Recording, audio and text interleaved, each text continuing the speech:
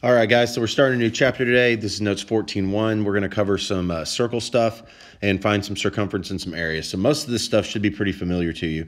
The actual definition of a circle is all points equidistant from a given point called the center. It separates the plane into three sections, okay, and we're going to label those here in just a second.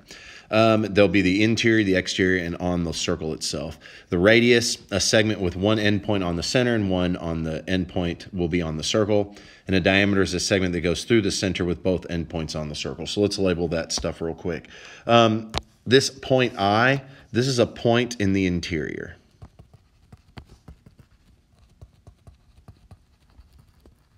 It's inside the circle, inside the line. This one right here, this line right here is a diameter. This dotted line over here, that's the radius. And we should know that the radius is half the diameter. E, this is a point on, or a point on the exterior, sorry, because it's outside the circle. And then this C line is the center. Now, when it says the third segment, like we have the interior and the exterior, anything on this actual line of the circle is a third part. So that would be the circle itself. So we're going to answer a few questions about this. Most of these are pretty easy. You might try to do this on your own. This says Q is the center of the circle, so that circle line, all those points are equidistant from it. So let's go ahead and name it. When you name a circle, you can actually say circle Q, the center point, or you can draw this and then the center point as well. That's a Q, by the way. All the radii shown, remember they have to go from the center, which we know is Q, to the actual circle. So it looks like I have two. I can go from Q to P, and it looks like also from Q to T. Okay, so those are the radii. It says, what's the length of any radius in this circle? Well, we have QT has been labeled for us, so 16 meters. Says what would the length of any diameter be? Now, they didn't give us a diameter length, but radius is half a diameter, so 16 times 2 would give us 32 meters. Let's see next, name all interior points, so points inside the circle. Well, obviously the center is inside, but it also looks like R and S are hanging around inside too. Then it says name all the exterior points. Well, P and T aren't in the interior, but they're on the circle itself, so they're not on the exterior. The only thing that is on the exterior would be this point. Let's go ahead and go to the next page.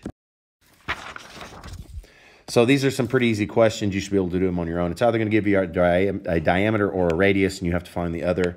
Remember, a radius is half a diameter. So if I'm going to find the diameter when the radius is 27, well, I just double that, and I get 54 inches.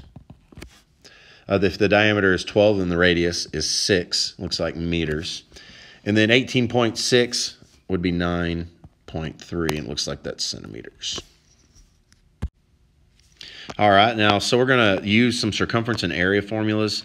The circumference has two formulas, but really this one's the one that's more widely recognized because generally we work with radius, but circumference is 2 pi times the radius, or you can just think of it as pi times the diameter. Then area is going to be pi r squared. So you have to be really careful, and we're going to use the pi button. We're going to go ahead and keep things in terms of pi for right now, though. So it says find the circumference and area of circle T shown below. So I need two things. I need the circumference, 2 pi r, and I need the area, which is pi r squared. So I need the radius. Now, if you look up here, it's inside this square, and that square has side lengths of 10 millimeters. Well, if that's 10 millimeters, so is a diameter. So if the diameter is 10, that means the radius is 5. So we're not going to use calculators here, at least on the pi part. We're going to plug that in. That's 2 times pi times 5. Now we're going to leave that pi alone, but we can multiply the 2 and the 5, so that gives me a circumference of 10 pi. So 10 pi millimeters. Of course, you could put that in your calculator. It'd be like 10 times 3.14, but we're going to leave it like that. Area, same thing. I just need to plug in the r. Pi times 5 squared. And you should know what 5 squared is. That's 25. We're just going to throw that pi on there like it's an x. So the area is 25 pi, but millimeters squared. Okay, remember circumference is the distance around, so it's sort of like perimeter, so it doesn't get the squared, but area is still area. Now this one, they made us work a little bit harder. It says find the circumference and area of circle P below. Well, it has this triangle inside of it this time, and it looks like the diameter would be the hypotenuse of that triangle. So if I can find that, I know the diameter, and then I can find the radius. So I'm going to do 30 squared, plus 16 squared equals c squared, which is what I'm looking for. If I work that down, I end up getting 1056 equals c squared. Then, of course, I take the square to both sides, and I find out that c is 34. So that means our diameter is 34. We want r, half of r would be 17, and we're right in the same boat that we were. So just real quick, we'll have c equals 2 pi times 17, which you can see where the pi d comes from because diameter was 34. We get 34 pi. And I'm just going to put units on this one. And then the area, pi r squared, pi times 17 squared. Now, you may need to use your calculator for 17 squared. If you do, you get 289. Don't forget to put your pi back on there, and that'll be units squared. Let's go ahead and look at the next page.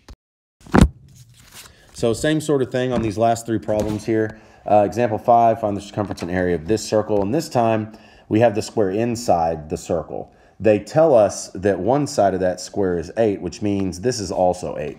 This, since it's in a square, is a 45, 45, 90. So I know this is an x side, that's an x side, and the side I'm looking for is x square roots of 2.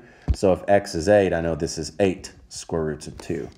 Now, that's the diameter. I would like the radius, which would be half of that, 4 square roots of 2. Now, we have to be careful when we plug these in, but it's really not a lot worse. So for circumference, 2 pi times 4 square roots of 2. Now, that square roots of 2 and the pi aren't going to change, but I can do 2 times 4, and I get 8 pi square roots of 2. Or you could write it 8 square roots of 2 pi. It really doesn't matter to me. I'm going to put the pi at the end, so 8 square roots of 2 pi, and we're going to put units. Area is a little bit trickier, so be careful here, because now we're doing pi times this 4 square roots of 2 squared. Now remember, if you put this in your calculator, you need to make sure and have parentheses. You'll probably have an extra set of parentheses right there. Otherwise, it's going to square the wrong thing. But what it really is 4 square roots of 2 times 4 square roots of 2. 4 times 4 is 16. Square root of 2 times square root of 2 is 2. And that gives us 32. So that kind of canceled itself out. So I have 32 pi. So 32 pi squared. Units squared, sorry.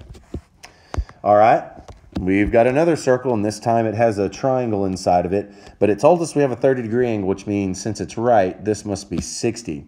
So across from 60 is the x square roots of 3 side. Across from 30 is the x side, but what we need is that hypotenuse, which is the diameter.